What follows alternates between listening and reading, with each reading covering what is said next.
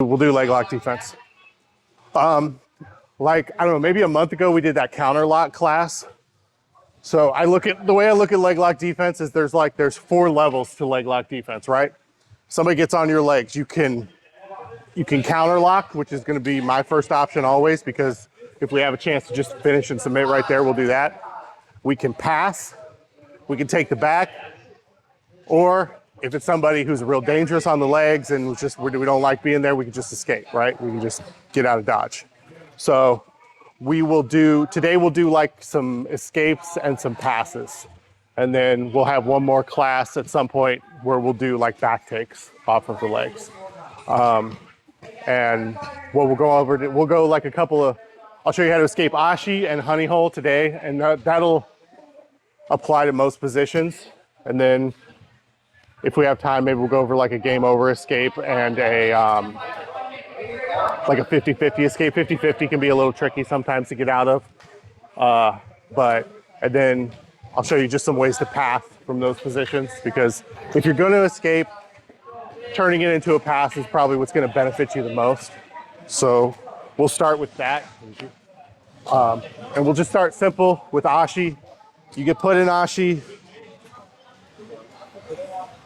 So there's 2 positions you're going to put in. You're going to put in here, or you're going to be standing, right? So if you're standing and he puts you in Ashi, kind of your number 1 priority is not to get dropped to your hip and not to get sent straight over his head, right? If he drops me to my hip, that's not great. He can attack me. If he sends me this way, it's probably worse, because now he's got the reaping heel hook available.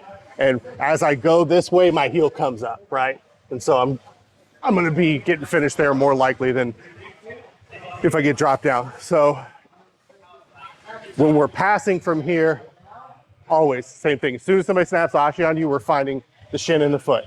This is kind of just the automatic reaction you got to start to have. It's boom, boom, and splitting these feet.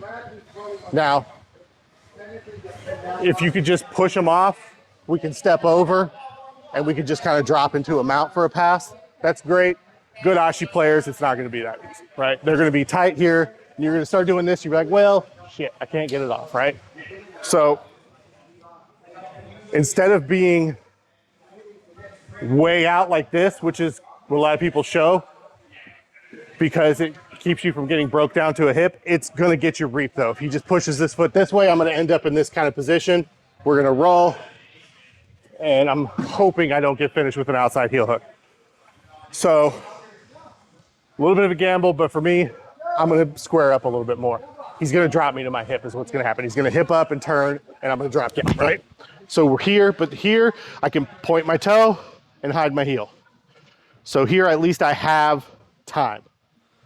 The first escape we all learn, inside the knee, end of the lever, we pop this open and we jump over, right? This works, but what if he kicks that up and switches, right? So we got to be able to actually break the cycle here when he's on the leg. So I'll go to the other side so I can see.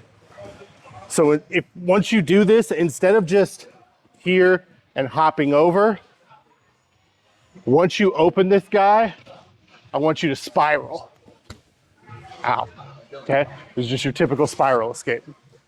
And it makes it a lot harder for him to follow and re-entangle my legs. So simple, we'll start with this one. Open, this foot comes under my hip so I have base so I can come up, and then up over his head. Don't kick your partner in the head, and spiral out. All right, try that one and then we'll go on. 1, 2.